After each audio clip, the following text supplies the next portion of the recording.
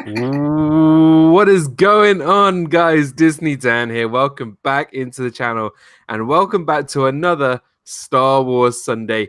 This is the show where we do once a month where we look at a Star Wars movie and we discuss this once a month leading up to episode 9, Rise of Skywalker in December.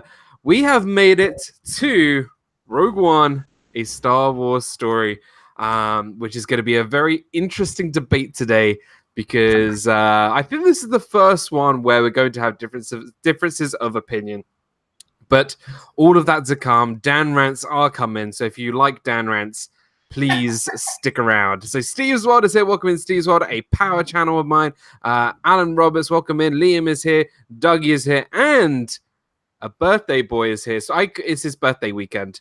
A very special guest, a friend of the channel, a friend of this Disney community, and that is David, or Dave, from Brandy and Dave. Happy birthday, pal. And thank you for filling in this week. Thank you, Daniel and Walter. How are you both?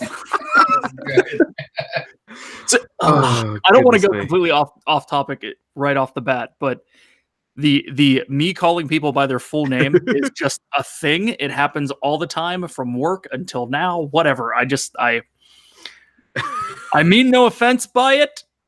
I just go there. I feel like in this YouTube community thing, we started it. So because I said to you, you always call me Daniel. Yes. And I'm like, who calls me Daniel apart from my parents? That's only if I've done something bad, like Daniel. So, and then it's kind of just stuck from there. But welcome back, buddy. It's so good to have you here. I am excited for this one, man. It's going to be a really good one. And a partner channel who is so close to riding Tower of Terror when he hits 1,500 subscribers. Walt from Mouse Talk, a friend of the channel, a partner channel. It's been just you're so close to 1,500, and I cannot wait for you to be riding Tower of Terror, bud. Yeah, I can't wait to. But I will if we get to 2,000. No, I'm just kidding. 1,500. If we get there, I'm there, buddy. And thanks for having me again. I'm looking forward to this one. It's going to be a good one. And you're right. I think we're going to have some differing of opinions on this one for sure. We're going to have fun. Yeah.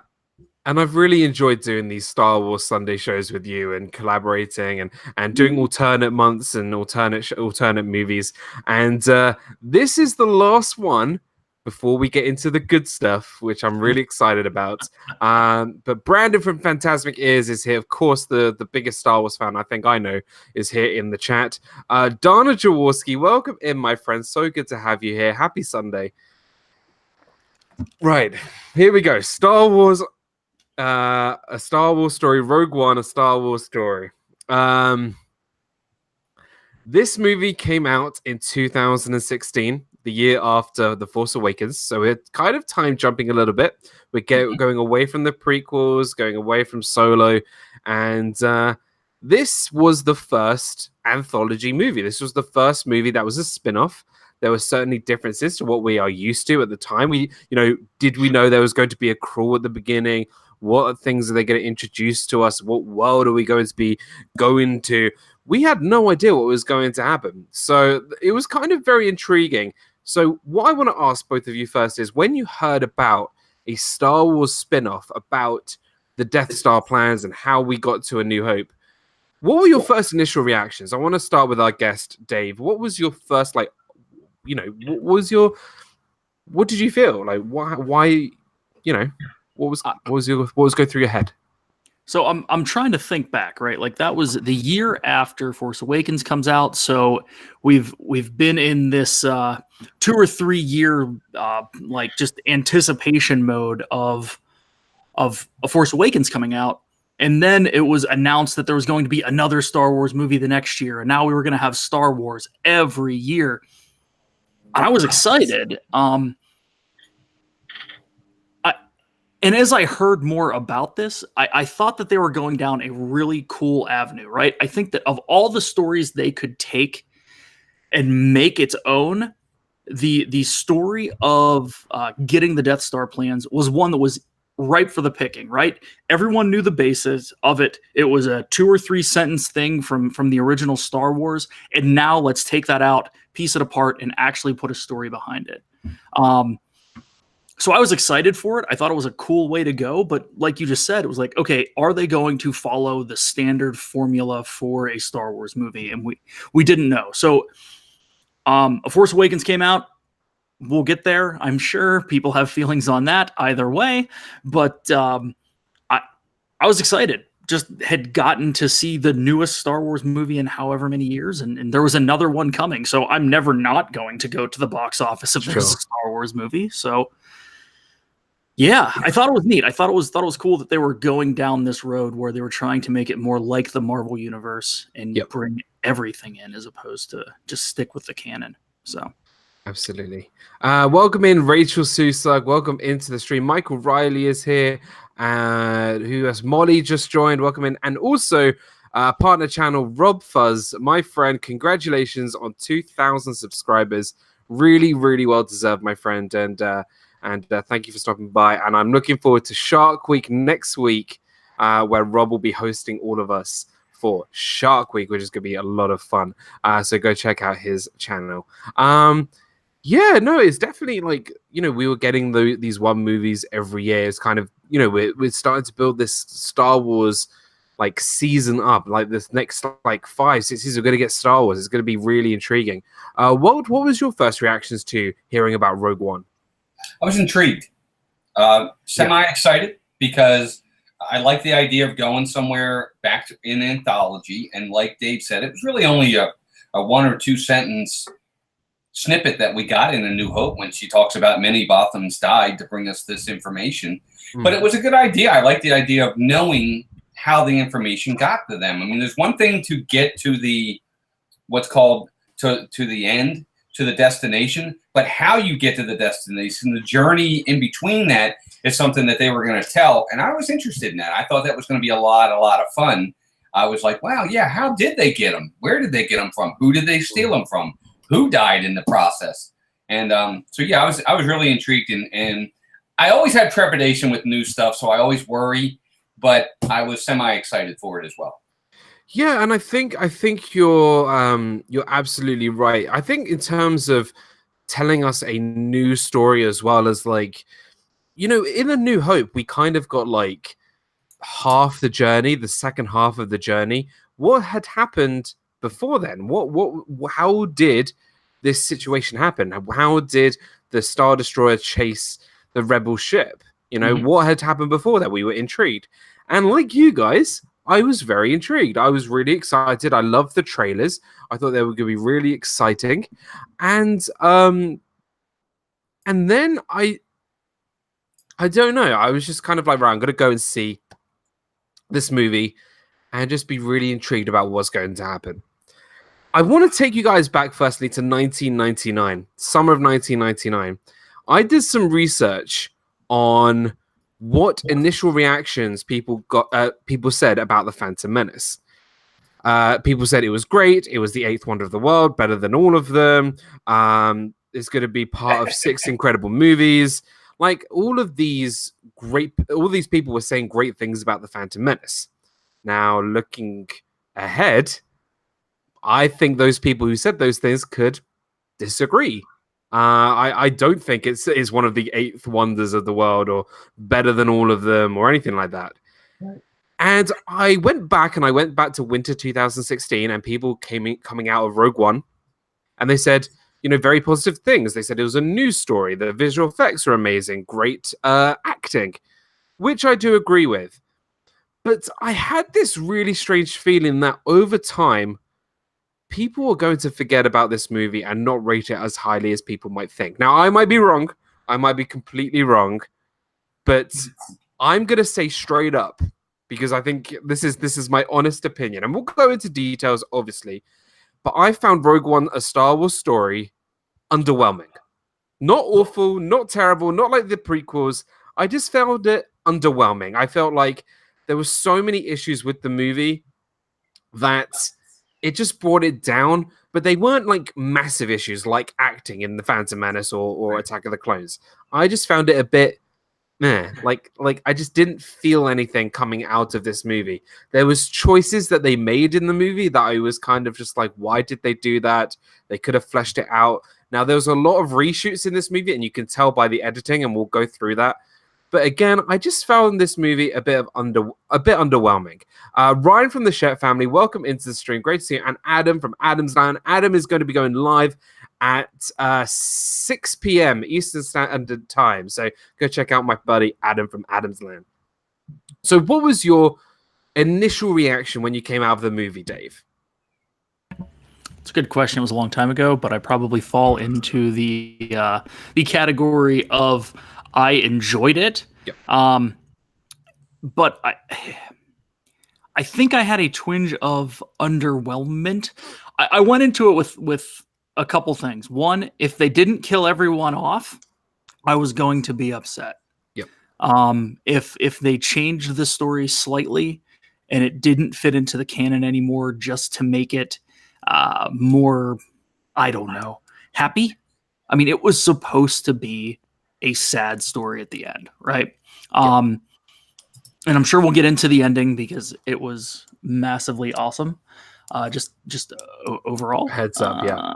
And I don't want to dive too deep into that, but I like that they tied it up with a bow. I think that there were some very interesting characters in this that it would be cool to see them fleshed out, which I'm sure we're going to get into this too. Some of that may be coming to the streaming service because these characters were, I think, enjoyed more than, like you were saying, in Phantom Menace, where it was an acting issue. There were some things that were left. They tried to get to the end, and like you said, they could have fleshed stuff out more. Overall, though, I liked it. I thought it was a good movie. I thought it was a completely different feel than a standard Star Wars movie. Yep. I liked the fact that it was more of a heist or even a war movie in some capacity. I mean, there was they took a lot of and liberties is a bad word because that kind of denotes that they went down the wrong path, and I think they went down the right one. I thought that they did a really good job at showing I don't know, showing that this was a struggle and that at the end of the day it was a win and a loss. Yep. For the rebellion. And you know what? I'm going to ask Walt this question as well as what his opinions are. This is definitely the most warlike Star Wars film. Like, this movie really emphasizes the word war in Star Wars because you really do get that kind of opposing factor in the Scarif battle, which we'll obviously talk about. There's a lot more. You feel the camera is very much on the ground, like you feel like you're one of the rebels or one of the troops, and it does feel more of like not so much an adventure story like you would see in the Skywalker franchise, Skywalker saga, but much more of like what the galaxy really feels like during these tough times during the Rebels and the Empire. So, Walt, two questions. Firstly, what did you think of the movie? Just obviously before we get into details. And is this definitely more of a war film than, say, something like Empire or any of the other Skywalker saga movies? Yes.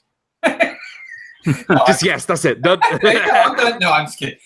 First off, Dave hit it right on the head. It is definitely like a war movie and a heist movie. You have a little bit of both in here, I feel, because the whole journey of what they're trying to do is pretty much a heist.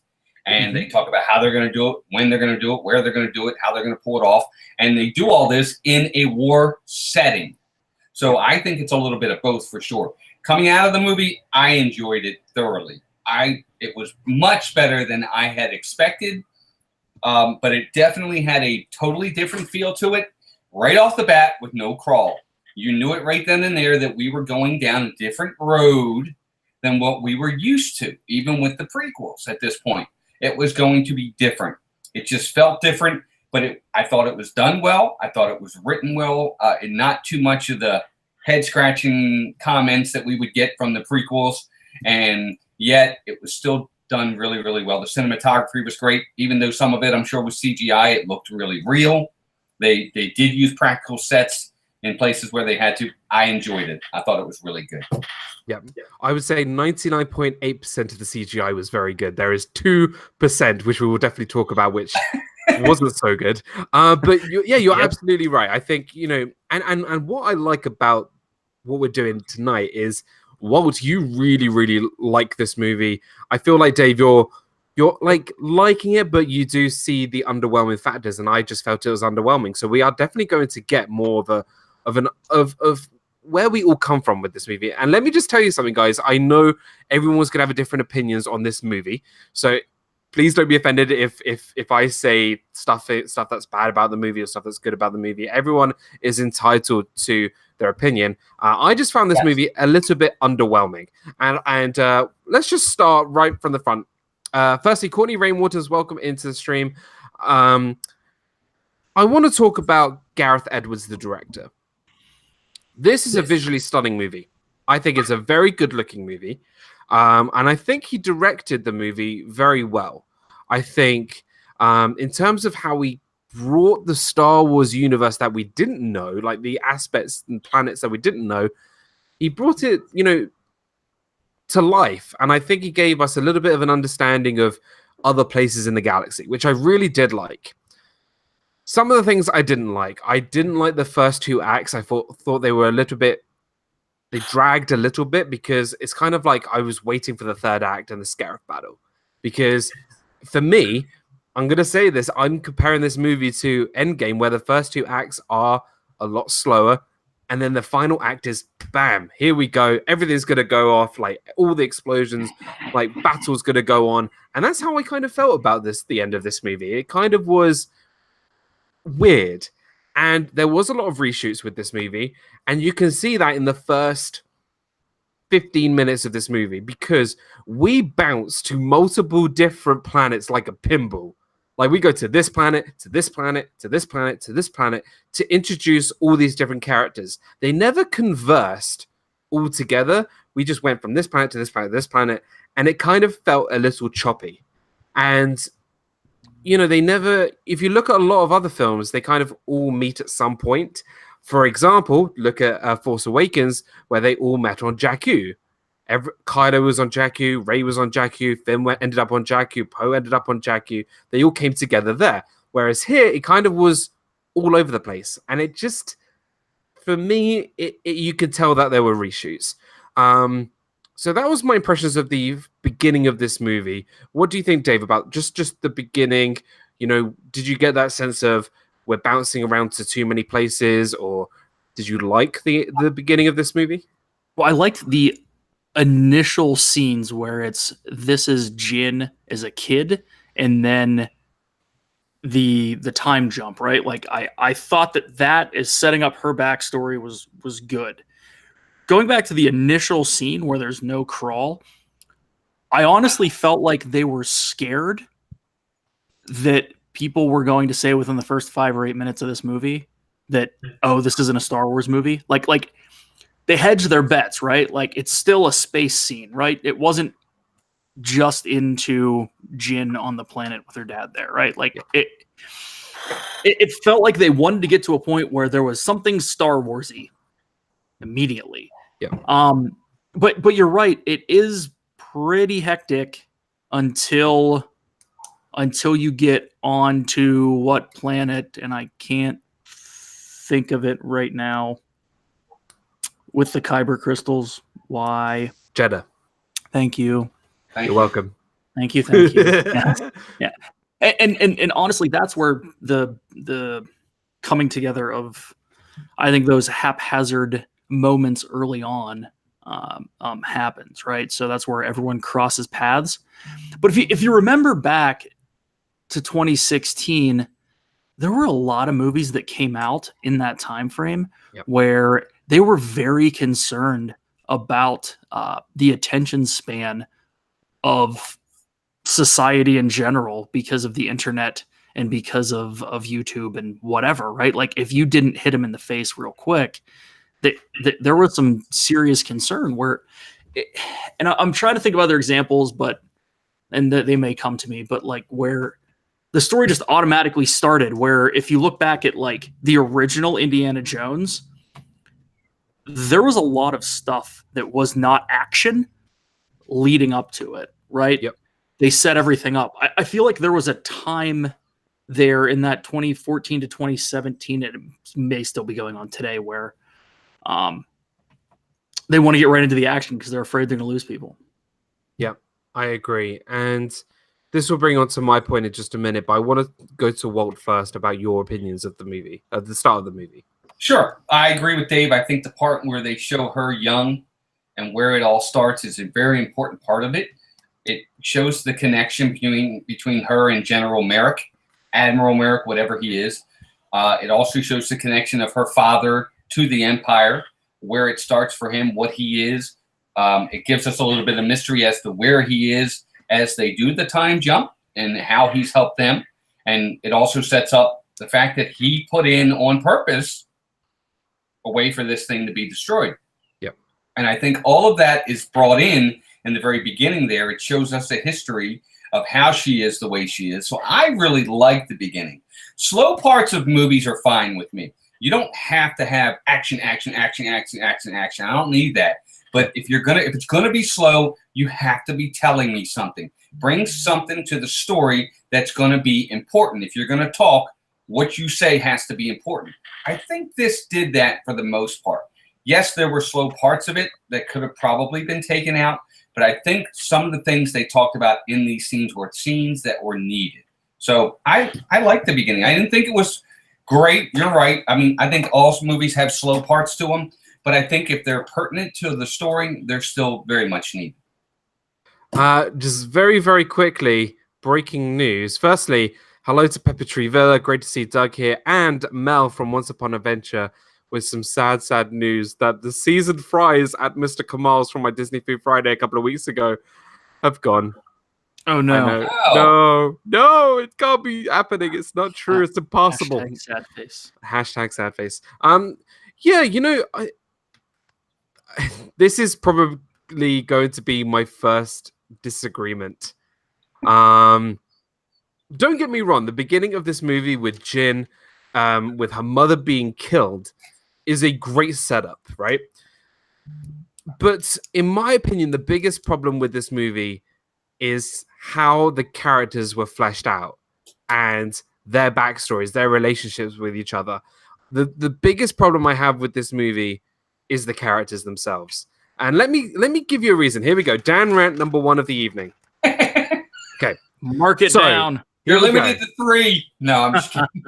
So Jin Erso's mother gets killed by Krennic, okay? And she runs, she goes hides, and she gets saved by Saw Gerrera, okay? So already we have this connection between Saw and Jin. So we're like, okay, they're going to be doing some stuff. What are we going to do? What's going to happen here? Nope, we don't see any of that. It goes straight to an iMovie title card. It's literally, I could make this title card on iMovie if I wanted to. Okay? Then the next thing we see her is on a Imperial transport and she's kicking butt, right? Okay? And I just like, how does she get from a child who was scared of the Empire to somebody who's now fighting it against the Empire? Now, let me give you an example of how I think famous movies would act out if they followed the Rogue One formula. Bruce Wayne. We all know Bruce Wayne becomes Batman. So Bruce Wayne gets his... So Bruce Wayne watches his parents get killed by this guy with a gun. Title card, Batman Begins, and he's Batman. Straight up. That's what they do in the movie. It's usually how it happens. Well, we don't get anything about that. We don't get any of the backstory, anything. Right. Simba watches his father get killed by Scar. Title card, Lion King. He's standing on Pride Rock after Scar's been thrown off it. Let's go with Neo from The Matrix, right? He's scared about just anything. He feels like nothing is real. And then, bam, he's like dodging bullets, doing the whole like woo thing. Okay. Bang. After we see the Matrix logo. Anakin Skywalker, right? I don't want to go. I don't want to leave you behind. I don't want to leave my mother behind on Tatooine, blah, blah, blah, blah. And then title card, he's Darth Vader. This is the problem I have with Jyn Erso. You get a child who's going through so much grief, and then bam, no, like you must have so much trauma watching your mother be killed. And then you find this guy, right? And he's going to train you mentally and physically, but we don't get to see that. And it kind of is a missed opportunity. And the only thing we know about Jin's past is the list of offenses that she's done over the years when she gets when she's with the rebellion, like she's stolen loads and loads of stuff. Let me ask you this, Dan. Go for it. Here's my rebuttal to that. The story isn't about her. It's about the heist. And that's her backstory of where she came from after that point to me is irrelevant. I don't need to know how she got to where she is now. What I need to know at this point is how she's going to steal the plans. So that's how I saw it okay, right. I don't really need to know. I just know that she's got a history with this guy, and this guy, and we know what the history is, but how she got to where she is, I didn't see it as a necessary part.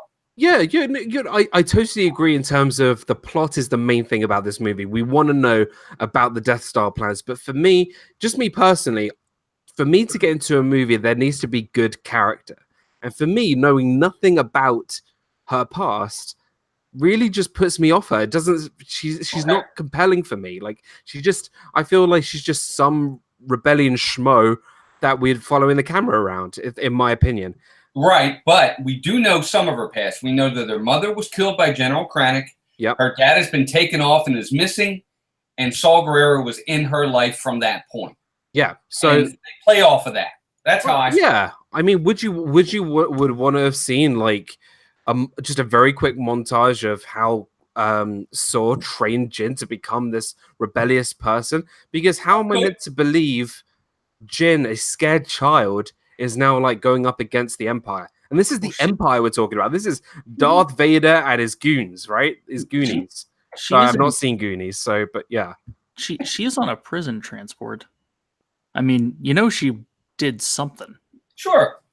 But what? I know. Does it matter? Yes. Yeah, I didn't think it did. Yeah, to me, I don't know. But maybe I'm nitpicking, or maybe I'm being too lenient. I'm the one who's nitpicking here. Maybe I'm being too lenient. This is just my opinion on just like the characters, and we'll talk about characters in just a sec. Mm-hmm. I want to move over to Cassian. I was really intrigued by Cassian's start of the movie. Like, right, we get to see a scene where he's not really like Han or like Lando or anything. He's kind of like an anti-hero. He shoots the guy in the back. Mm-hmm. Yep. Right? We know he's part of the Rebel Alliance, of course. But the only thing we know about him is that he's been in the fight since he was 6 years old.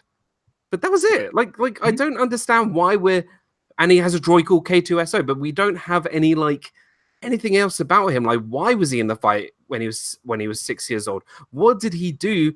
What happened to him that made him want to join the rebels? Like, what had happened? I just wanted to get a little bit more about it. Yeah, but we'll move on to other characters. I want to hear you guys about Cassian and Jin first. So, Dave, do you want to talk about your opinions on Jin and Cassian? Well, I thought the character development was slow, and and this goes back to the, I think they fast forwarded to the part where they all die almost a little too much. But at the same token, like you didn't know that about Han when you met him in episode 4. Yep. So I think that there are some parallels there, and you learn more about him as he goes, as you get into it, right? As you go to what I feel is probably one of the most unnecessary scenes where they go to watch her father die. Yep. Spoiler alert. It's been out for like 3 years. I know. But I don't know. I thought it was okay. I thought that you kind of got what at least what he was all about, where he was part of the rebellion and would do anything necessary to get the stuff that he needed by shooting the dude in the back. Yep. Jin, on the other hand, it's like, I kind of agree with the scared little girl. Now something's wrong because she's in a prison transport. And then she doesn't have much dialogue at that point to put anything out. She gets taken by the rebellion and talked down to, frankly. And then, hey, why don't you come help us out and go find this dude that you haven't seen for 15 years that we've only seen twice for like 8 seconds total. Sure. Yeah, it's. Yeah, I want to hear. Do you agree with Dave, Walt, or are you more? I just think for me, it's like saying like Cassian Andor, knowing his backstory. Again, I don't need Grand Moff Tarkin. Did we need to know why he was with the Empire and is a bad guy? No, he's just a bad guy. He's the bad guy. I don't need to know where he came from and how he became part of the Empire. It's not necessary. For me, Cassian Andor, he's a good guy who does bad things when necessary to get the job done, like shooting the guy in the back. He knew if he didn't, that guy would probably talk. He did what he had to do. But the story, to me, again, is about the heist. It's about getting the plans. And it doesn't matter who the people are. The main two people, we knew enough about them, and we knew enough of what they were going to do. That's how I saw it. Sure. I didn't, this wasn't going to be a 6-arc canon like we're getting with the Skywalkers. This was going to be a one-off about a heist inside of a war story, and I took it for that, I guess, and maybe that's why. So for me, I didn't need a ton of character development because I thought they did well enough, because by the end, when everybody does die, spoiler alert. It was upsetting because you were rooting for them to make it, and when they didn't, it's like, darn, that's too bad. Yeah, I just feel like there was just some missed opportunities. Like, yes, when you said, you just literally just said, Cassian would do whatever it takes to get the job done, right? So he shoots the guy in the back, right? His mission is to be part of the Rebel Alliance and to win against the Empire, right? He had a clear line of shot to take out Jin's father, but you just said he'll get the job done, but he doesn't. Now, for me, I would have been like, whoa, this would have been a really dark turn if, Jin and Cassian had kind of like, not like a physical fight, but a really emotional, gravitating fight if he did kill him. Because that was what it took to stop the Empire, right? Instead of what actually happened where he got blown up instead. I just feel like there was a missed opportunity there, because we see Cassian kill a guy before. We know he's cold-blooded. He know he'll do whatever it takes. But he doesn't pull the trigger on Jin's father. And I feel like for a guy who's only just met Jin, I feel like he could have taken the shot. I'm just saying. I don't know. Fair enough. Yeah, that's just, I don't know. That's fair. Yeah. But see, I think that's part of his character development that he didn't. Because it reminds me of Han Solo. Han Solo was selfish, only cared about himself. And at the end of A New Hope, did he leave and run off on his own and go hide? No, he came back and helped, which was a kind of against his character, building up. We saw him as somebody who was very selfish, and yet he did an unselfish thing. Maybe this was part of his development for Cassian, is you're right. Instead of being cold-blooded, he actually thought about her and what it would do to her, killing her father. And maybe that's, again, I don't know. Sure. I get what you're saying, though. Yeah. Well, I'm not saying that this was nowhere near a perfect movie, but I guess for me, I took it for what I expected from it, and I wasn't putting too much into it. I feel like you're certainly more focused on the plot, and we know that this is a one-off. We're not going to get a sequel to this. We may get a prequel. I think Brandon said in the chat that we are getting a Cassian Disney Plus TV series. Yeah, limited series. Series. So maybe we'll get more development in him, why he joined the rebellion. But again, this is, when people say, "Oh, we know so much about Jin's background because it's all in this book," and I'm like, did I need to read any books for episodes 4, 5, and 6? No, I didn't need to.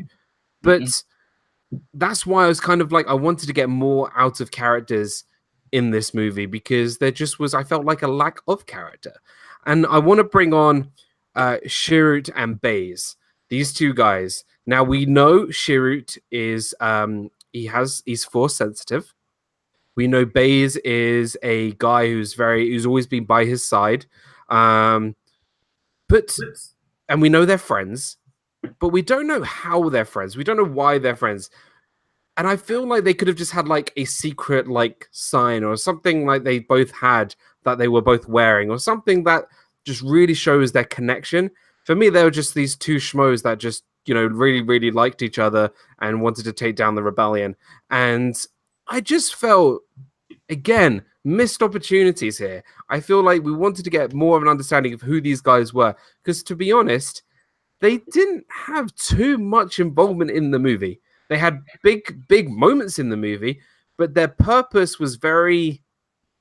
There's nothing. I didn't feel they contributed much to the story.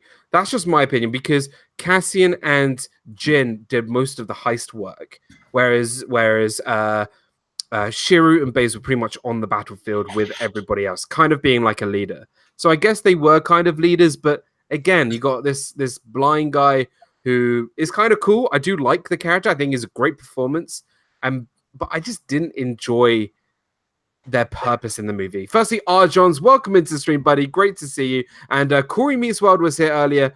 Thank you so much, Corey, for joining us. I hope you're having a great weekend too. What's your guys' opinions on these two guys? What's up, Dave? I thought they were. I'll agree they're underdeveloped, but I thought they were a great addition to the movie. Absolutely, I agree. Yeah, I thought that they had purpose. They weren't just thrown in as this, the buddy cop portion of it. There's like 9 different types of movies in this, right? So segmented out, those two could do their own legit standalone movie, buddy cop-ish, right? Yeah. Like there was enough of a comic relief part there too, right? Like you could tell that they loved each other at the end of the movie. Like you don't know why, but you know that they did. But I thought that they were introduced well. I have some issues with at the end of the movie when the non-blind dude was trying to go all Terminator on everyone and kept cocking his shotgun, when the entirety of the rest of the movie he was just like laying down fire whenever and wherever he wanted to. It made no sense to me. Yeah. But that was about it. Like, I think that there's enough there. Like, I cared about those two at the end of the movie. I thought they did a pretty decent job, but you're right. There was no backstory to it. But I think they could do it.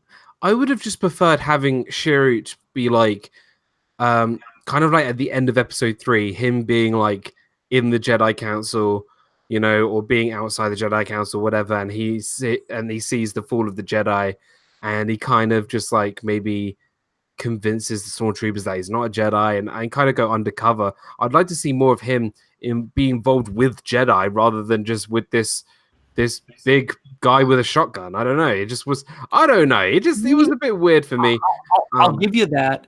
And here's my thing. I think they didn't want it to be Jedi centric, but they wanted there to be a trace of the Force in it, and that's as close as they could get. Where someone who lost a sense could actually maybe be closer to the Force because they need to feel the world around them. I don't know. Brian, welcome Brian in the chat. Dave, you said the non-blind, so you mean sighted person? Yeah, that's true. That's true. Walt, what do you think of these two guys? Okay, so I'm going to be obviously the guy that's on the other end of all this. Yeah, today. It's going to happen most of the day, to be honest. That's all right. That's good. It's always good to have both sides. Yeah. Here's how I see these two guys. First off, their part in the movie was, I saw them as their part in this heist was to be the distraction. Right. While they're in getting the plans, their job was to be down below, distracting from what was really supposed to happen. The Jar Jar Binks of this movie. To an extent. My point is with them, again, their backstory was something that I didn't feel was necessary. Let me put it to you this way. I'll give you an analogy. When we first met Han and Chewie, did we need to know where they met? Did we need to know their backstory? We did. But we found out where they came from. We found, 30 years later. But I'm just saying, when we first see that, we don't care how they met, why they're there, what they did previously. We just like them for the moment that they're in. Yep. That's how I see these two guys. I don't need to know how they met. I know they're best friends. Good enough for me. They're going to help her. And I thought they played well into the movie for what they did. Their part was done really well. And I 100% agree with Dave. In the end, when they're gone, it's too bad. You're really hoping, man, I hope they make it. And they don't make it. Yeah. I just knew that they were goners pretty much straight away because Like they're on the battlefield, right? Yeah. You got the Death Troopers, the Stormtroopers. You got the massive AT-ATs there. I knew from the start this guy who is blind and his best friend who's got the biggest shotgun I've ever seen in my life. The non-blind guy. The non-blind guy. Well, the one part I will say is when he's there and he's like, "I'm one with the Force is one with me," and he's out there in the middle of it, and I'm like, "What is he doing?" Yeah, he pretty much became Neo from the Matrix. He dodged every bullet. I love it. And I'm just like, really? I know stormtroopers can't hit things, but when you've got like a massive target in the middle of an open battlefield. Hey, was that blind luck? Oh my. That's it, folks. We're off. Oh, that's the only dad joke I have today. I doubt that. Right. But I liked both of those characters. The one character I really didn't like in the movie, or I thought was unnecessary, was Saw Gerrera. Let's talk about Saw Gerrera. No, actually, no. Let's talk about Saw Gerrera. You know what it feels like? Have you ever been walking around like your dining room table and someone like slams their chair into you on top of your foot? And you're like like that, but the chair is still on your foot, and they're sitting on your foot. I feel like that's him in the whole movie. I feel like he had to completely get all the moisture out of his voice I thought he needed a glass of water. The thing about Saw Gerrera was in the trailer he had hair, then in the next part of the trailer he didn't have hair, and then in the movie he had hair. Or he didn't. I can't even remember if he did or didn't. I didn't know. I didn't even know because there was so much from the trailer that wasn't actually in the movie. I'm pretty sure Forrest Whitaker is contractually obligated to be in every fourth movie that comes out. So, I think that's what happened here. I don't know. This guy sorry, Dan. I didn't mean to cut you off. No. Go ahead. I was just gonna say, if you're talking about character development missed opportunity, this is the one. Yep. But you do get a lot of his backstory in the Star Wars Clone Wars animated show, which I think they did a better job, describing him, who he was, because he actually had a big part in the TV show. But in this movie, I just think his character would have been so much better with him actually training Jin. Like, actually, from a child, have a small montage of this old guy who's half machine training this young child. A Rocky montage? Yeah. Dude, it would have made the first act so much more interesting. I'm sorry. The first act was dull. I'm sorry. I just didn't find it interesting whatsoever. Having like a Rocky-style montage with Jin and Saw Gerrera, I think it would have been really, really interesting. But no, we get a stupid iMovie title card and miss it all out, and it just was really underwhelming. He was a cool character, having that thing over his mask. He was like a leader of like these rebellious rebels, like the more rebellious rebels. I just found him interesting, but we didn't get anything from him. Well, it was a missed opportunity, and maybe not the character development portion of it, but utilizing the character that they had developed. I mean, this dude is I don't have any legs, have fought through who knows how many battles and has survived and has this much hatred for the rebellion that I'm not for the rebellion. I'm sorry, for the Empire. That he doesn't really like the rebellion anyway. Yeah, he doesn't like them either because he thinks that they're too soft. Like it's a really interesting play on society in general at this point. I mean, it could have been a really cool take where if you go down two different avenues and now you have a heist movie where the really, really good bad guys are attempting to get it, and then like the rebellion's trying to get the plans, and multiple. You're right, Dan. You're right on this one. I think that they could have done more. I do agree with that. I think his character was definitely underutilized for sure. Which is too bad because they have a really good actor in Forrest Whitaker playing this part, and yet he's underutilized, which is too bad. Yep. One character which I would like to bring up. I want to ask a question. Did you both know that Bodhi Rook was a pilot? Did you know he was a pilot? Because I knew he was a pilot, because every single 2 bloody minutes he said he was a pilot. Like, are you the pilot? I'm the pilot. I'm Bodhi. I'm the pilot. Oh yeah, I'm the pilot. I'm the pilot. An Imperial pilot. I'm like, we know he's a pilot. Stop putting this down our throats. We know who this guy is. He's obviously a pilot. We knew that he has some connection to Galen Erso. Great. We know he's a pilot. End of story. Maybe it was supposed to be a running joke, almost like I have a bad feeling about this. You know what they were thinking? They were like, you know what would get really Disney Dan really annoyed? saying I'm a pilot. Was he a pilot? I don't understand. It's just the dialogue in this tiny little scene, and then he gets like introduced to this tentacle hentai like Japanese anime thing. Oh, to suck his brain. It was, yeah.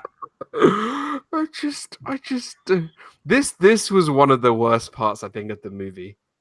Instead of having like like you look at Saw Gerrera, right? He's like some serious guy, right? He's gone through so much in his life, right, and he takes this pilot into this cage, and I thought he was going to be interrogating him. I thought he was going to put his leg on his arm and just like pin him down and be like, what do you know about the Empire? Blah, blah, blah, blah. No, we get this stupid tentacle purple-eyed thing that looks like something out of Stitch, like Lilo and Stitch 2. Like, I just was terrible. Like a mind-reading tentacle monster. Woo-hoo. It's like Ghostbusters. Well, it wouldn't be a Star Wars movie if there wasn't some weird alien in it. And they couldn't figure out a way to drop it in. So they said, I got an idea. This will be a truth-sucking alien. How does it suck? And also, right, it sucks out all the truth of this guy, and the only thing we managed to get any information about this guy is that he's a pilot. like he could have, like you could have told us things about the Death Star, about so much stuff. No, I'm a pilot. That's what we and what Saw Gerrera says as soon as the guy gets sucked by this tentacle monster is like, oh, he's definitely a pilot. That's it.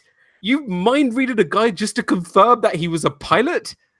How many guns are on the Death Star? Where's the Death Star exhaust port? How many ships are on the Death Star? How many troops are... No, we get none of that. Maybe he doesn't know it. He's a pilot. He knows how many ships there are. That doesn't mean he knows everything about the ship. He's a pilot. He's not. He can be like, yeah, my buddy Jim, my buddy Jim. He drives the TIE fighter next to me. That's all he knows. We did our TIE fighter driving school together. Like, it's just like no information was given about. I don't know. I'm like, thank you, Rob. Rob's timestamping all these for you, Dan. So yes, you can go back. Number 2 at 4:49, Dan. This was one of the most annoying things about this movie. I'm sorry. I'm really sorry. It just. I told you this could be that bad.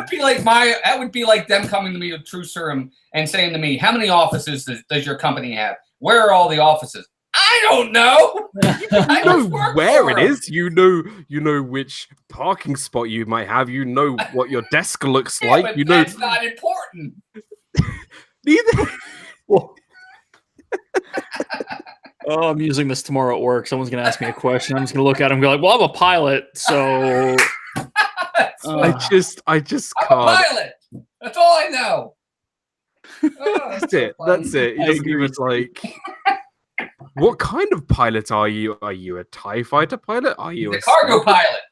He's a cargo. Okay, we're getting something. He's a cargo pilot. I just. You know what kind of cargo he pulls? He doesn't know. We don't know. He doesn't know. He doesn't know. He could be transporting apples if he could have said something. I don't know. That's pretty much. He's the Death Star produce pilot. He brings all the produce in. He could be. Somebody's got to do it. They got to I don't know. It's just they could have given us so much more information that it could have made the story a little bit more interesting. Instead of saying I'm a pilot the whole time, you could be like, yeah, I'm a pilot. I was in this part of the Death Star. I used this Death Star like driving license. My zip Maybe code is this. Like he could have accessed the Empire's bank account details or something. So I don't know. I don't know. It's just I don't know. Just it was interesting. I think we should move on. Yeah, Let's bring on. Okay, here's another rant. God, here we go. The best character in this movie for me was K2SO. Agreed. Now, isn't it sad that the best character in this movie is a robot? I don't agree with that. That's not. He's the best character that has the most character. But again, all the other ones are very dry or very bland. He's the one with the most character, no pun intended, with all the lines and things like that. I agree. But he's not played like he's a robot. There's no. It's not an actor. Obviously, an actor is playing him. We don't get to see the actor's performance. Yeah, but we had that with R2 and C-3PO. Those are they weren't the best parts of that movie, though. But they're huge. For many people, their favorite characters are R2 and C-3PO. See, I don't know. I gotta fight you on that one. I mean, don't get me wrong. I love K2SO. I think he does have good banter with the characters. He's very quippy. He's definitely the comedy effect of this movie, which this movie desperately needed. And I think how he goes out at the end and how he dies or gets destroyed because he's not actually living is great. I think he does a really heroic sacrifice. I just find it sad that my favorite character of this movie isn't like someone that we can see. It's just a CGI droid. I just find it sad that, there's so many characters out there that they could have brought more character to, but I find that this droid has more character. Look at his facial expression. He has more character than Jin and Saw Gerrera. This guy has more character than Saw Gerrera. Mm-hmm. That's an issue for me. I'm sorry. That's an issue for me. I don't know. What do you think of K2SO, Dave? I'm a huge fan. Hold on one second. Walt, what do you think? While Dave is, I love him. I think he's great. I think he's a good part of the movie. He brings the comedic relief that we need because all the other characters are very, very serious throughout. He is the comedic relief that we need in there to kind of lighten the experience a little bit. I do like him in that respect. He's definitely still a supporting character. And like I said, he reminds me of an R2 or a C-3PO. That's what he's there for. You love those characters because they give you the comedic relief. So you love them. I mean, I love 3PO and R2. I can't imagine a Star Wars movie without them. So I think he brings to the table what he's there to bring. And he's made to be likable. That's the whole point of him. He's somebody that you want to really like. These other characters are, I don't know. Maybe I'm, again, reading into it too much. I do like K2SO a lot. I do. Dave, should we go back to you? Yeah. So whoever programmed him was the most sarcastic person in the galaxy. That's true. For real. I want to meet that person. I love the one-liners. I love the fact that it's one-liners with math. Like there are 89 stormtroopers between here and there. It's a 33% chance we're going to survive. And just the delivery was incredible. He's by far the best character, but it's only because he's the only real comedic relief in this. And that's my point. Right. I agree wholeheartedly. Brandon says Alan Tudyk delivered a great performance for K2SO. He did. I half agree. I think he definitely, in terms of his voice and how he portrayed the character through his voice, did an excellent job.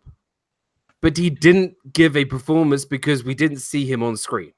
So I can't judge him of his acting because we didn't see Alan Tudyk on screen. It was literally just his voice. He may have been green screen with his mannerisms, but most of it was CGI. So I can't say he gave a great performance, but his voice work was very, very good. So that's my little just nitpick right there. But I do agree in terms of Alan Tudyk did a great job as a whole. Right. Only One Kenobi says a backstage look at things at pre-episode 4. Amazing didn't dig it down. A gritty war movie supplements episode 4 so nicely. So disappointed to hear this ranting. It's not that I didn't dig the movie. I just found it underwhelming. Like, I enjoyed it. It was fine when I went to see it. I just didn't. I liked it. I just found it underwhelming. I don't hate this movie. I don't hate this movie at all. I don't think it's anything like the prequels. I just found it, like it was fine. Like I just didn't get into it as much. I guess he likes K2SO because he has a backstory. No, he doesn't really have a backstory though. He doesn't. He just got reprogrammed by some guy, and that was it. It was more of the fact that he was the dry humor of this movie, and that's what we really needed in certainly a more warlike movie, which I think was clever, and I think they did that very, very well. One last character I'd like to talk about is the villain of this movie, and we're not talking about the CGI character, which we'll talk about in a second. I want to talk about Krennic. Now, don't get me wrong.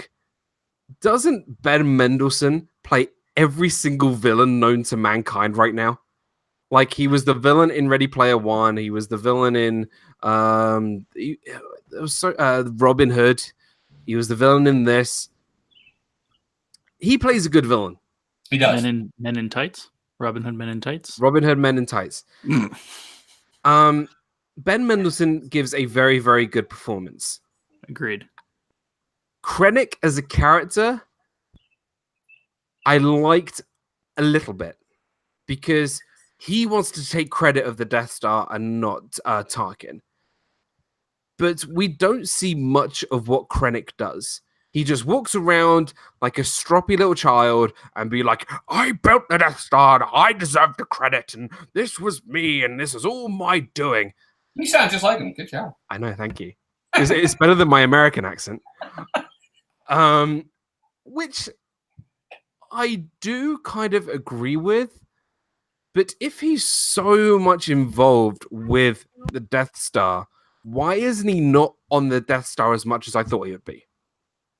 This is meant to be his Death Star, right? Because Tarkin doesn't want him there. And he's got to go where Tarkin tells him to go. And in this case, that's where he wants him. And Tarkin is still the boss. Yes. But instead of just he's the governor. Especially with villains, I feel like villains as a whole want to beat each other, taking over a certain power or position. Take in The Last Jedi, where Kylo kills Snoke. Spoiler alert: he takes over the position as a supreme leader, right? Why doesn't Krennic stand up? He's portrayed as a coward. Well, maybe he is. That's the point. Because he's a whiny child. I want the Death Star. This is all my doing. I'm the leader of the Death Star. Blah blah blah. Actually, do something about it. If this is your thing, you need to take out the guy who's going to take all the credit from you. And he doesn't. He doesn't. Well, he can't. No. He can't. Otherwise, there's no Grand Moff Tarkin in A New Hope. But I think that's could fail. But I think that's part of it, Dan. Like he's gotten to this level in the Death Star, org chart, right. And he wants to go higher, but he doesn't have the capacity to do so. So he's being a whiny little brat about it. He doesn't have the oomph to take it to the next level. I agree. And he's trying to do so. I mean, look, they're like, we need to try out this thing and blow up a moon. Well, you don't have to blow up a moon. Just blow up the town. It'll be okay. Well, no, just do it. Like, that's how it came across. And I thought it was kind of ingenious because the big baddies at this point. You know that there's an emperor hanging out somewhere. You know that there's the CGI Darth Vader that you're going to not be happy with here in probably 15 minutes. And there's Grand Moff Tarkin. So this is just the dude that they needed to kill off. So you might as well make him a whiny little brat. I don't know. Why not? I don't know. I like this character. I like the character. I do.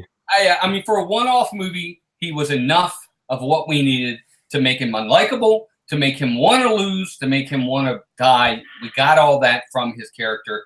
He interacted with the man, Darth Vader, a little bit as well, but ultimately he couldn't go any higher up in the food chain because, I mean, even Darth Vader kind of answered to Grand Moff Tarkin. We saw that in The New Hope. He did what he told him to do. So I get what you're saying, but I mean, I think for what it was, I really went into this movie thinking I'm going to take it for what it is. It's a one-off, and I don't know. I like this character. Yeah, is definitely not the worst part of the movie. I actually did enjoy his character. I just feel like there was other things that I'd prefer him to do, and just have more courage. And I want to just talk about this little scene that he has with Darth Vader, which I think is a really great scene. And we actually get to see more of Vader, which, you know, this is the first time we've seen Vader since the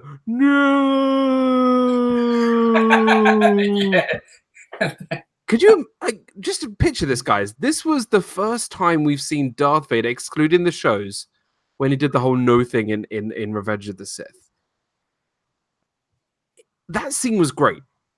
And it reminded me a lot of episode 4 where he was choking the general. And I do like the fact that Darth Vader is living up to the whole, you know, badass person that he is. Mm-hmm. And it does put Krennic in check. He really does. So I do like that scene. Let's talk about the Scarif battle. Yes. Go on, Dave. Scarif battle, hit it. Saving Private Ryan of Star Wars. Love it. Yeah, pretty much. They did such a great job setting it up. Some of the dialogue prior to where it was like make 10 men feel like 100. The fact that when you looked at them, there was a lot of operator feel, right? Like from I don't know, Lone Survivor / American Sniper, like that whole feel, right? They did a great job of making it not like the dudes on Princess Leia's ship, where it was just like, oh, we're running and we have weird helmets on. It was like we are here to kick some tail, and we're going to do it. And someone alluded to it earlier. They said that it was very gritty. It was on the ground. Like it wasn't just like the Lord of the Rings kind of flyover scenes or anything like that. Like they did such a good job with this. They took what you would consider a classic, maybe not classic war movie, but newer war movie, and just dropped it right into Star Wars, which was a great way for this thing to happen. And you're right. I love the fact that they use the camera to make it feel like you're on the ground, like I said earlier. And, you know, it reminded me a lot of the film Dunkirk that was released last year, and how it felt like you were part of you're literally one of the guys in the battle. I love the camera angle where the camera pans up and you see the AT-AT. And it's kind of looks really menacing and tall. Almost like a point of view. Yeah, it's a point of view. Absolutely. It's great, and I think Gareth Edwards did a great job with this third act. Really, really great. Walt, the Scarif battle as a whole, this is it for you. This is the plot. This is everything that's about to go down. This is the heist. Yeah. Hit it, man. What is it? What's the Scarif battle to you? I thought it was great. What they did really well in this whole battle scene is they did exactly what we're talking about, war story and heist together. Well, now they intertwined it and really went cutscene to cutscene. They cut from the heist back to the war part, back to the heist, back to the war part. And it was really, really great. I thought they did a really good intermingling of that, where we would see a little bit of Jyn and Cassian trying to get the plans. Then they went back down to the guys fighting on the ground. I thought it was done really, really well. Very intense, very on the edge of your seat. I thought that part was really awesome. I do. I thought it was the best part of the movie. Well, I agree. Sorry, go ahead. I'm sorry, I didn't want to interject, but they went back to the standard Star Wars. There are 3 battles going on. We're going to intertwine all 3 of them. But yes, and I agree. You're right, 100%. And I thought he did it well. I really do. I thought it was. Agreed. It wasn't. Look, this isn't it's not great, but for what it was, I really thought they kept us on the edge of our seat. They gave us just enough of the battle on the ground, just enough of the heist up above to like, oh my God, don't cut from that scene. And then when you did cut to it, you were like, oh my God, don't cut from that scene. I thought it was done well. And it reminded me a lot of Return of the Jedi. We, remembers, there's a space battle, you have the battle on Endor, and then you have the fight, the intense fight between Luke and Vader. And this was a very, very similar thing. You had Jin and Cassian and K2SO inside the tower, you had the space battle, and we had the Scarif battle. Now, we've already spoken about the Scarif battle in terms of, having the camera kind of showing us an actual war-like feel to it. Brandon just says, I love the space battle. And in terms of what people love about Star Wars is the excitement. I've always loved space battles in Star Wars. I love the Revenge of the Sith. I loved Return of the Jedi. I've loved the original movie. I've even loved the time that's one at the beginning of Force Awakens, when Finn and Poe take the little TIE fighter. Mm-hmm. This is a phenomenal space battle.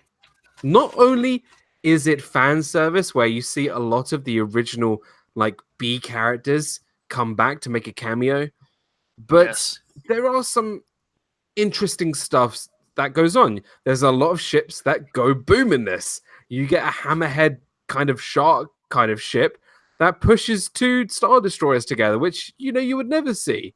Right. The closest thing we had to that was in The Empire Strikes Back, when the Millennium Falcon was maneuvering between those 3 ships. This is something where we can actually see destruction in space. Mm-hmm. And I really enjoyed this space battle. I agree. They made it very Death Star-y without it being another attack on a Death Star. Yeah, I agree, 100%. It was done really, really well. Like you said, cinematography looked great. They really made it look real. I thought it was done really well. Good time. I agree. Really, really awesome space battle. And it just was, and I really liked the not so Admiral Akbar character. He looks like Admiral Akbar, but he's not Admiral Akbar. I can't remember his name. Brandon knows the name. Faux Akbar. Fake Akbar. Exactly. I don't know. I've always said this: if I ever opened a food kind of restaurant, say it. I would want to open Admiral Snack Bar. Admiral Snack Bar. And then a bar. The other one. And then a bar called Brew Barkers. Brew Barkers. Admiral Radis, thanks to Brandon. I think they're fantastic. Dan, I would frequent those 2 places every single day for Admiral Snack Bar and Brew Barkers. I don't even drink alcohol, but I would drink at my Chewbacca restaurant. Chewbacca Why bar. Are they not in Galaxy's Edge? It's beyond me. I have no idea. Disney, that's copyrighted by Disney, Dan. You can't take that. All along those same lines, there should be a coffee shop in Galaxy's Edge called It's a Frap.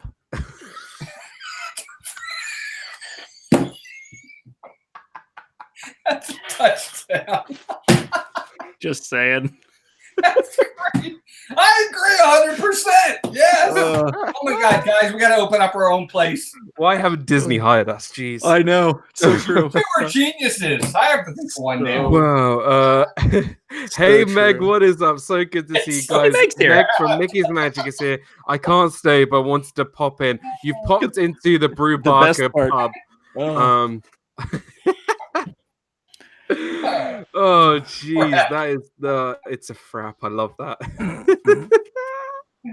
Can that be our like Halloween costume for Mickey's Not So Scary?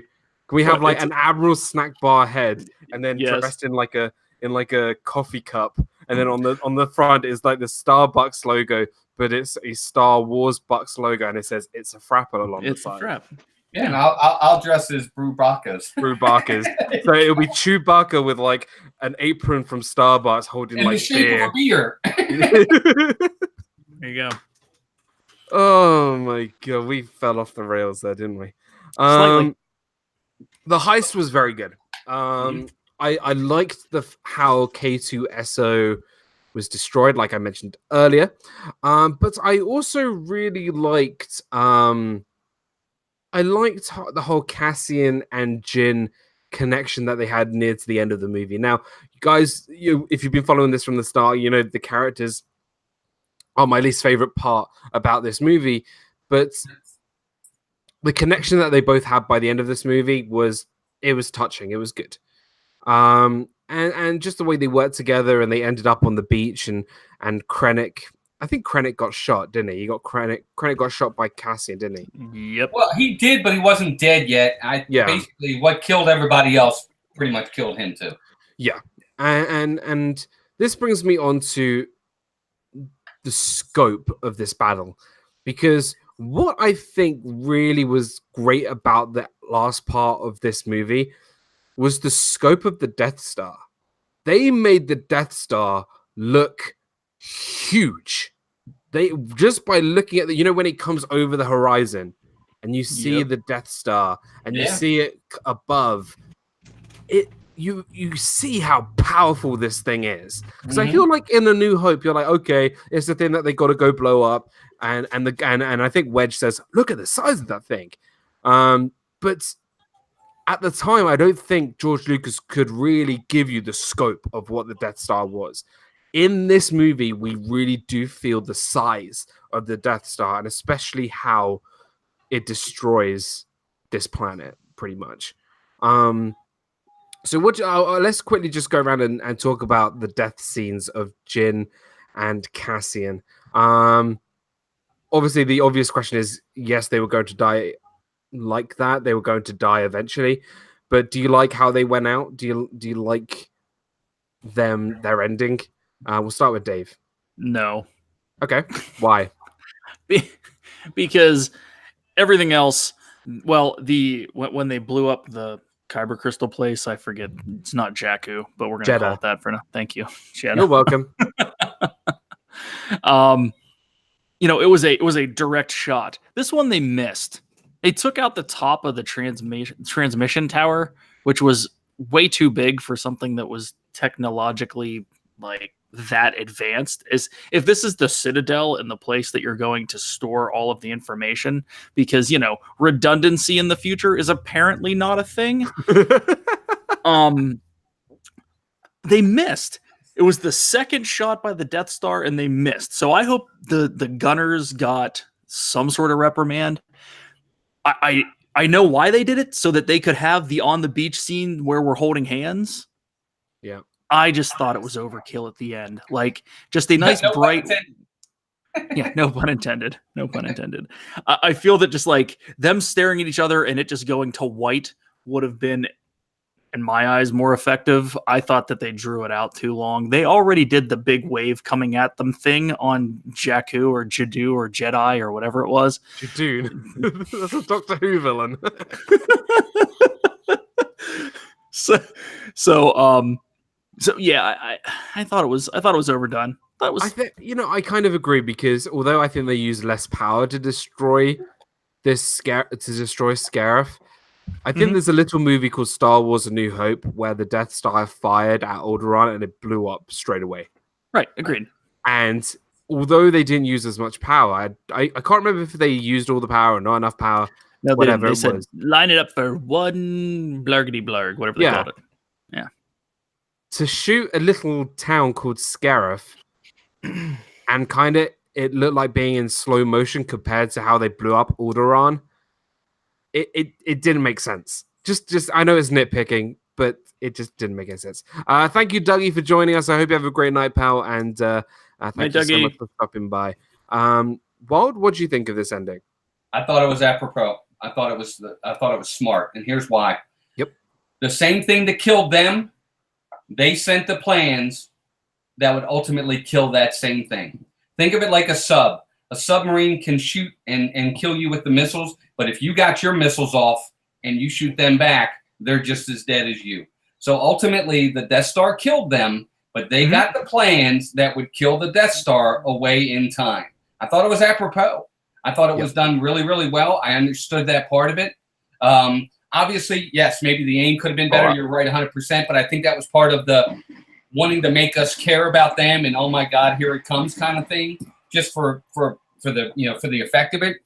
But I thought it was really neat that they thought they won, talking about the bad guys, and yet they didn't. They won't.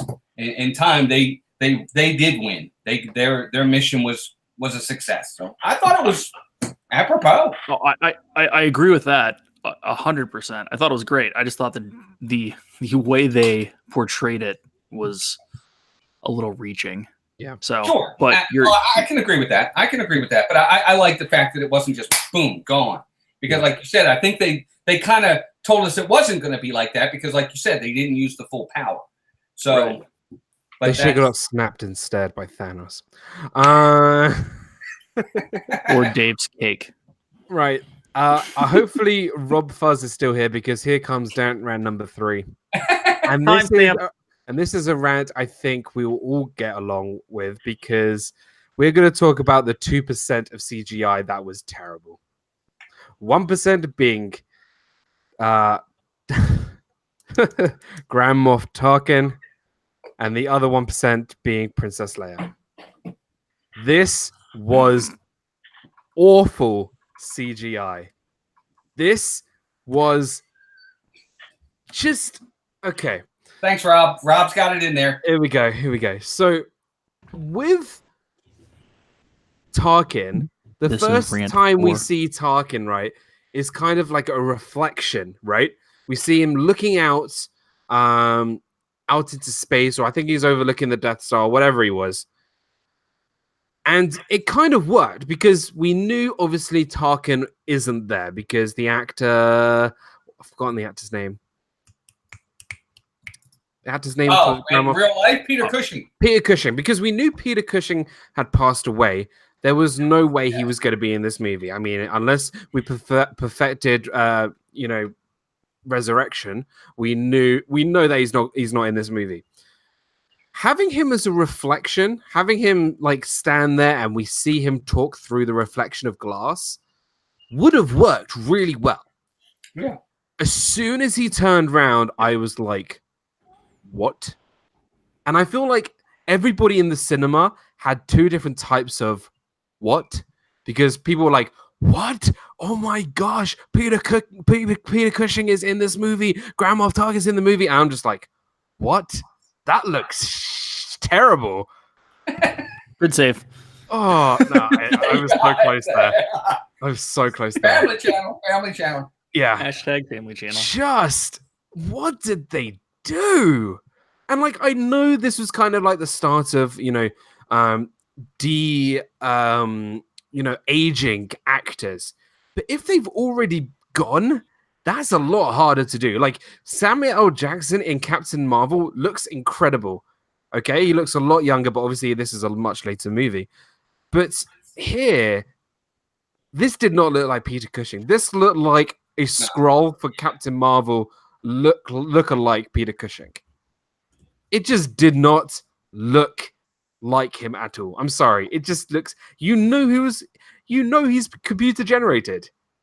If they just kept him looking out into space, being menacing, being, that you don't need to see his face like in the forefront. It would have been so much more powerful.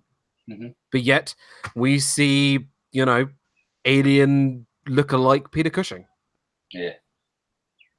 Agreed. Unnecessary. But not enough to the point that it does anything. I didn't lose sleep over the fact that I saw a weird-looking Peter Cushing. Yeah.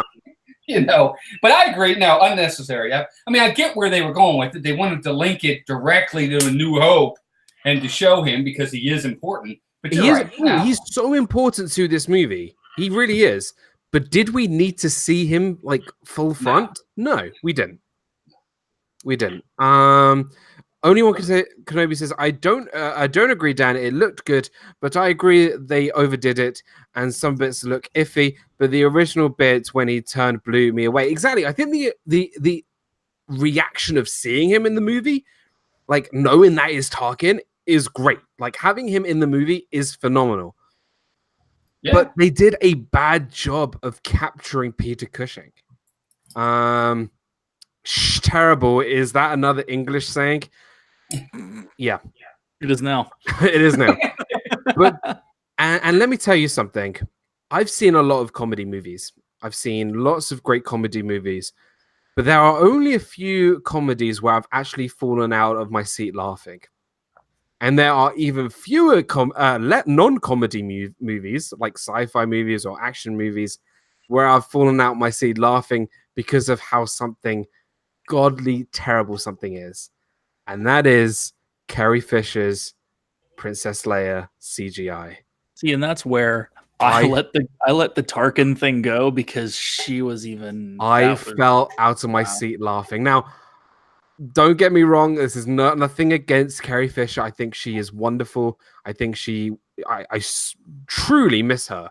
And phenomenal. She was beautiful in A New Hope. First off, she was beautiful in A New Hope. Beautiful in that movie. Beautiful. But this honestly made me laugh because they couldn't have done a more of a discredit to Carrie Fisher, because this does not look like Carrie Fisher at all. Why do they have to show her face? Just bring it in and you can just hear the voice and maybe see her from the back and just, it could have been, they could have done it. We see her from the back. We see it. They open the doors open and we see her from the back. And they could have left it at that. They could have left it at that. That's it.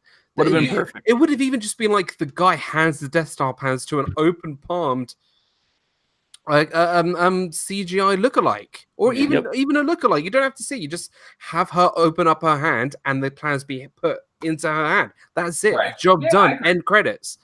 But no, we get to see. I can't even describe it. It's not human. She's not human. Not human. Just, oh my God. Amanda from the Lucky Minute, welcome into stream. Totally with you, Dan. They should have left it a little few seconds. Maybe they rushed the CGI for the release date. They absolutely did, because there were so many reshoots of this movie. It was already pushed for time. I don't feel it's a discredit, but could have been done better. It could have way been done better. But again, I felt bad laughing because it was so bad. It was so bad. I don't know. Well, go ahead. I didn't mean to interrupt. I'm sorry. I literally said in the movie theater, holy, like I literally was just, I was shocked. Holy terrible. That? Yeah. I just was shocked. I was shocked. Yep. I don't know. I feel like the whole ending, right? Which the Vader scene was completely fantastic. Let's talk about Vader. All right. So I thought they did a good job with this scene overall.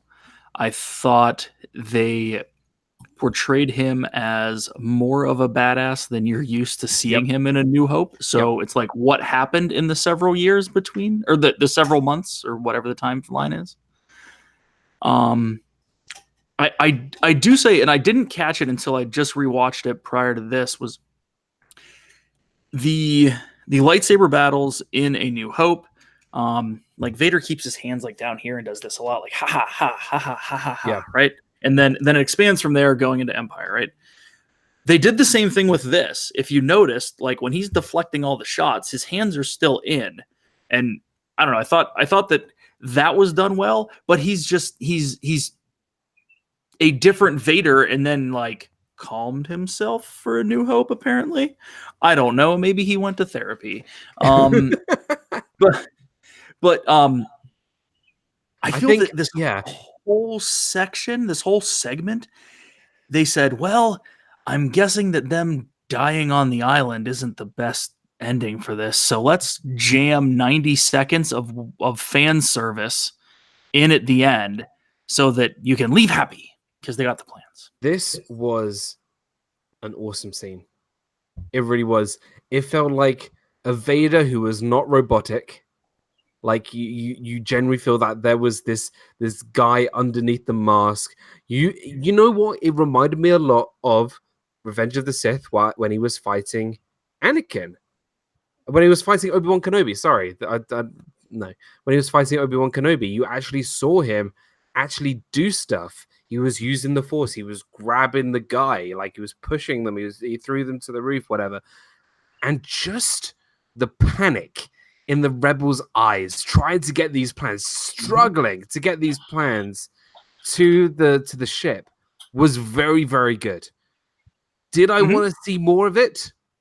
No, I really didn't need to see any more of it, because that gave me a high at the end of the movie. That gave me such like, wow, that was such a great ending, until we saw the Princess Leia part. But it was enough Vader in this movie. Everyone was like disappointed that we didn't see a lot of Vader. We didn't need to see a lot of Vader. This was not his story. We've seen his story. Just having him in this tiny little scene, in this small corridor, everything goes dark, and all you hear is and then the lightsaber. I'm done. That's great. That's brilliant. Really, really great 30 seconds of awesomeness. So that's my opinion on that. Walt, what do you think of that part? It was done really, really well. Yep. I mean, they learned a little bit more of how to use Darth Vader than from where they were in the 70s. I mean, he was such a great character in the 70s and 80s. But they developed him even more with that to show just how bad he could really be when he had to be. That whole scene was fantastic. The sheer terror in the eyes of the rebellion guys was done really well. It was done. I mean, to end like that too, you still felt a little bit of like, oh my gosh, are they going to get those plans through in time? You know they are, but you felt like, oh my gosh, are they going to get it there?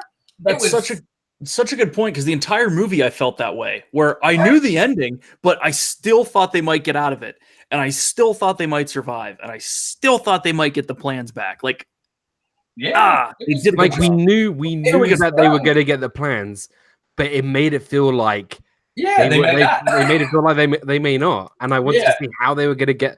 I think the only thing I would have loved, firstly, thank you, Corey Meetswad, for joining us. I really appreciate it. Guys, go check out Corey's channel. Really, really awesome channel. I can't wait to see him in August. And have a great rest of your weekend, pal. I would have loved a tiny moment. Vader having the plans in his hand and then bang, shot out of his hands, and then he lost them. I think that would have been amazing.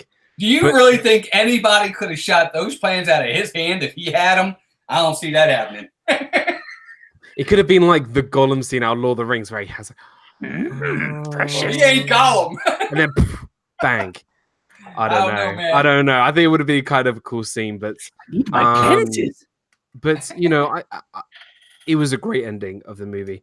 I agree. Let's start summarizing. Let's start wrapping things up.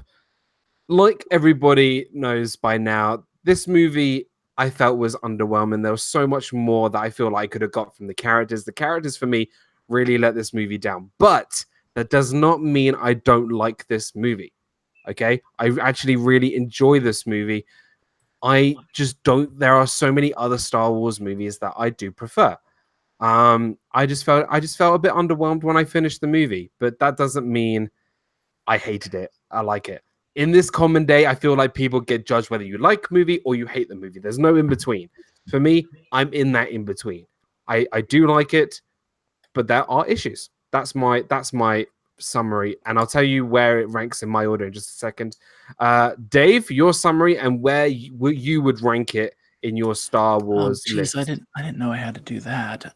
You were here before, and I know. I should know.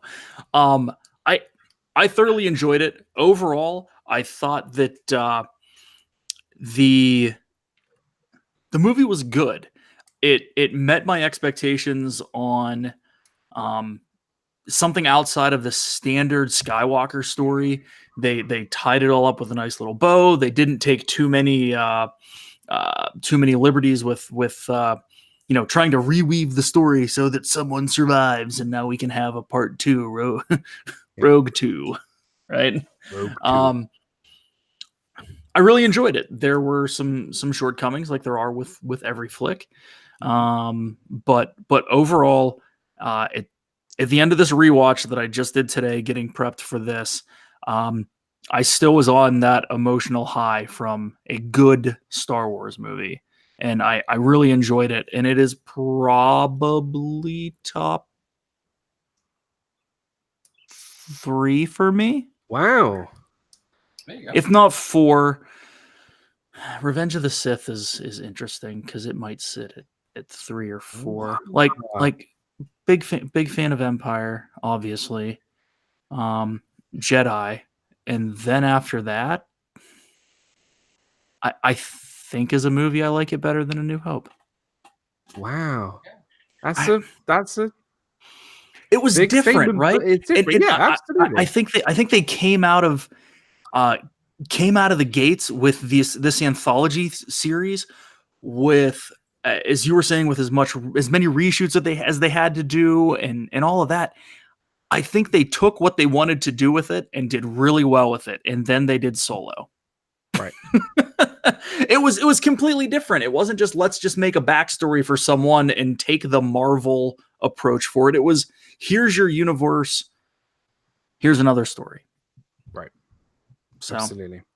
But I like the fact where you put it, and it's a great summary. And I'm intrigued to hear the rest of your list at some point. Maybe we'll do that at the end of the year.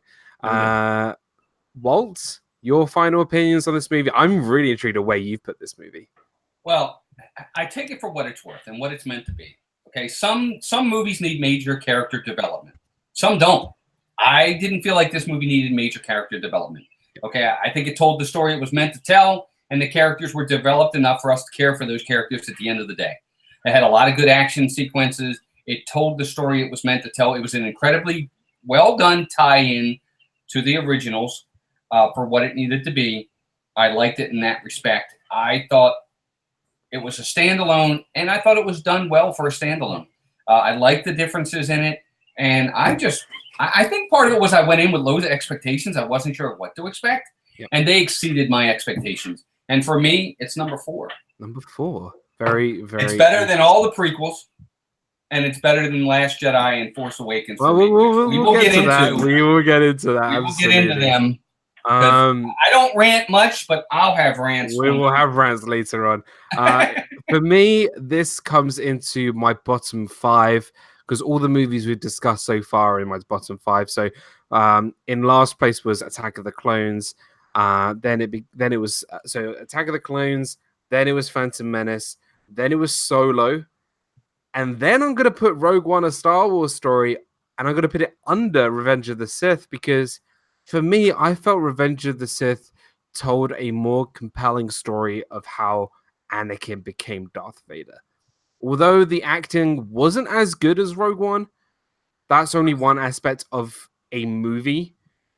I just feel like in terms of how we got from Anakin to Darth Vader, I just preferred, and I just felt I just thought it was a more coherent story than for Rogue One. That's just my opinion.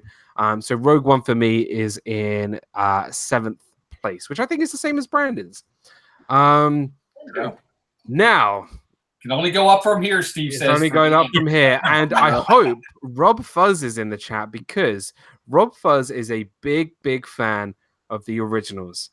And I would like to invite, if it's okay with you, Walt, to invite RobFuz, because of him, we're getting over 2,000 subscribers to join us for A New Hope next month. Let me flip a coin. No, I'm just kidding. Absolutely. It'll be fun. It'll be great. RobFuz, we would like you to join us next month to talk about Star Wars A New Hope. We are finally made it to the originals. It's been a couple of months, Walt, but we are finally here talking about the movies now. I'm calling them in brackets the movies because it's going to be amazing. It really, really is. Firstly, I want to thank very much somebody who jumped in last minute. We were meant to have a special guest on today. We will have him on another time. But thank you so much, Dave, from Brandy and Dave. David, happy birthday, my friend. I hope you had a really great weekend. And it was so great to having you here, bud. I love talking Star Wars, and I will gladly do it at any time for any episode. And I would like to come back for Force Awakens so I can complain about it. Oh, boy. Yeah, whatever, dude. I don't want to take all the spots, but I appreciate you guys having me back. always fun. It was interesting to be on this one because there were so many differing opinions. Good talk, guys. Good talk. Yeah, it was really fun having you here, and we hope you had a great time. I hope people in the chat had a really great time. So, guys, please go check out a power channel of mine, friend of the community, friend overall, food guy, Dave from Brandy and Dave. Anything else you want to plug, my friend? Disfluencers podcast, vlogs. Yeah, got the Disfluencers podcast. Took a week off this week. It's a crazy week. Just dropped a DIY video for a cake that my wife made for me for my birthday, which was awesome because I remember you sending a picture to me of how awesome it was. So I would obviously shameless plug. Check that one out. It's pretty fun. It's pretty fun. More to come. Got a trip coming into July, and then the culmination of summer. Oh, it's gonna be all of us watching Walt ride Tower of Terror. Yeah, nothing else matters. Walt riding Tower of Terror, Melissa on Splash Mountain. Yes. No, honestly though, I don't know if I'm so excited for this trip here in a few weeks. I am as excited for the one coming in August because of everyone that's going to be there and all of the stories that are going to come out of it. I mean, Daniel, food and wine, buddy. Food and wine, baby. Food and wine. 50 Beverly Challenge. I would be 100% remiss to not say anything about dissing that with Shep and Steve from Steve's World, Shep from the Shep family. Can I just quickly butt in here? Yeah, I'll shut up. The episode you guys did this week, I'm going to say it right now, okay? This was the best thing I have ever watched on YouTube this year. Well, thank you. I love everybody's channels here. I'm a big supporter of this whole community, but I have not laughed in such a long time for that video. Guys, you guys knocked it out the ballpark. It was hysterical. I couldn't stop laughing. Guys, I couldn't say this anymore. Go and check out Steve's World, Brandy and Dave, Chef Family, and Zippity Doodad, the Dis and That show on Wednesdays? Wednesdays at 9:30. Wednesdays at 9:30. You will not be disappointed. 4 of the best guys on YouTube just having a laugh. You guys will not be disappointed. So, guys, go check them out. So much fun. So yes, definitely check that out. We're all going to be there in August. It is going to be. We got to do more to hype this up. We've been talking about it for months, but yes, we've got something planned. Though you did message me about something that I've got in the works. So yes, which will be fun as well. So nice, man. Nice. But thank you so much for joining us, and we look forward to having you back on very, very soon. Partner channel, buddy, everything Disney, Lord of the Rings, everything that we both love, Star Wars, Marvel, Spider-Man. Well, not so much Spider-Man, Captain America, everything. Walt from Mouse Talk. I mean, what can I say about these guys? They're just a wonderful family, a wonderful just members of this community. And guys, what I want everybody in the chat to do right now is go over to Mouse Talk's channel, hit that subscribe button, because we are this close to seeing this guy right here, Walt, ride Tower of Terror for the first time or in a long time. It'll be the second time. The first time is why there has not been a second time. But guys, I couldn't be for the last time. I couldn't be any. You guys are really, really awesome. I love your YouTube channel. Tuesdays, Thursdays, Saturdays, and sometimes Sundays, depending on Star Wars Sundays. Right. Guys, please go check out Walt from Mouse Talk. Plugs, anything, my friend, hit it up. What is it? Just a couple things. We've been doing community spotlight, something I came up with just to kind of get back a little bit, very little bit. I know it's not much, but we try where we can. And each week we spotlight a channel. We spotlighted you, Dan. We spotlighted Steve. We spotlighted Rob. This week it's a Disney Life for me, Dee and Miguel. Great channel. So it's just something we do to help channels out a little bit, help them with their views and just their subscriber count. Everybody deserves some recognition, and it's our way to get back a little bit. So don't forget about Community Spotlight. and love it, Walt. check out the channel for that week. And we'll try to get to everybody. We have a schedule, so we'll be getting there. But other than that, we came out with a couple new videos. I did one on scooter rentals in Walt Disney World. Should you rent from Disney or maybe an outside source? So go check out that video. Other than that, just more stuff coming, and we can't wait. And this was a lot of fun today. I like the fact that all of us had somewhat of difference of opinions. It makes it that much more interesting to hear the different points of views, because if we're all on the same page, that can be redundant and boring. And the chat was fantastic as well. Everybody really, really participated well. Thank you. And we enjoy that. Thank you to everybody in the chat. I know there was a lot of opinions, lots of people. And this is the thing about Star Wars. Everybody has different favorites. Everyone loves different parts of a movie. Because I didn't like so much Rogue One doesn't mean you don't like Rogue One. It's just how we all prefer different things. And I think I really enjoyed this show today because we all had a different opinion. And I'm really excited to see what the future holds for the next 3 movies, which are the originals, which I'm super excited about. And then we have 2 movies after that part of the sequels. And then finally, The Rise of Skywalker in December.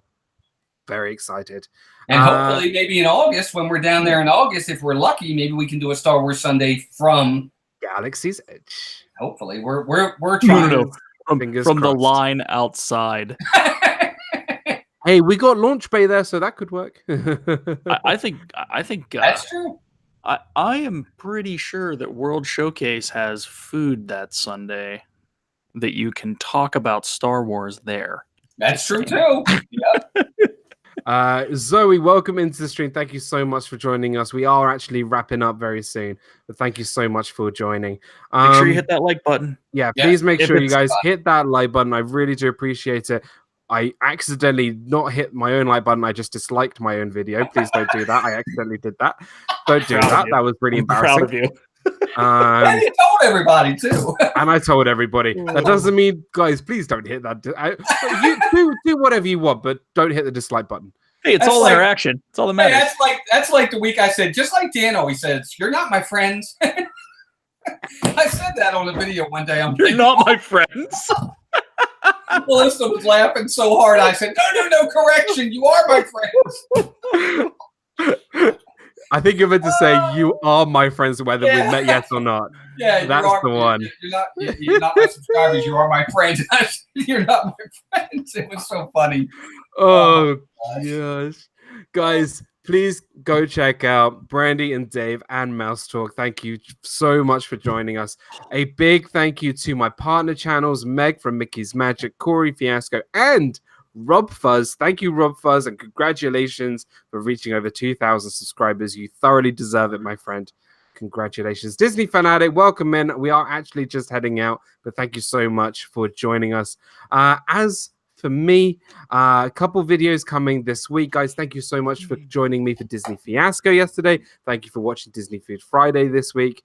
Really, thank you so much, everybody. Star Wars Sunday is in the books. A New Hope is next time. Disney Fiasco every Saturday, 7 p.m. Eastern Standard Time. Disney Food Fridays as normal. Plenty more vlogs and videos coming very, very soon. And yeah, we are 55 days away from Disney. So it's going to be really, really awesome.